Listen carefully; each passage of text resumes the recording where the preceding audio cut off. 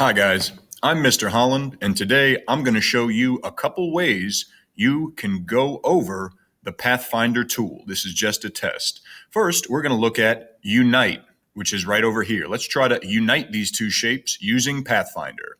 Use your group selection tool to select the two shapes you would like to unite and simply click Unite.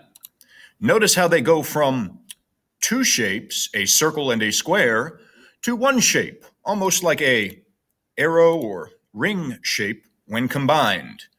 We can also use the Pathfinder tool to minus the front shape, which in this case is a circle. So I'll select both and minus the front.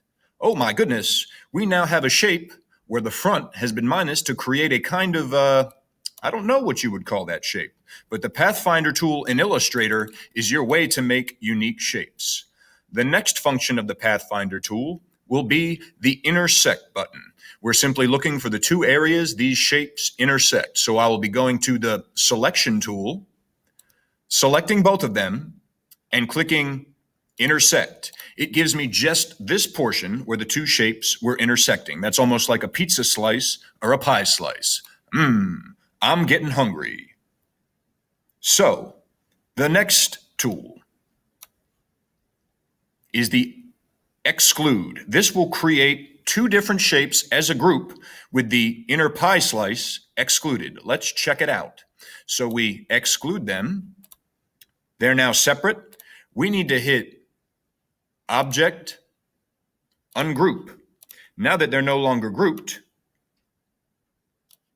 we can see the different pieces. Almost like a Pac-Man shape going to eat whatever this shape is. But the Pathfinder tool is not limited to this. We can also trim, which is to select both shapes and get rid of them. Well, I hope this was helpful.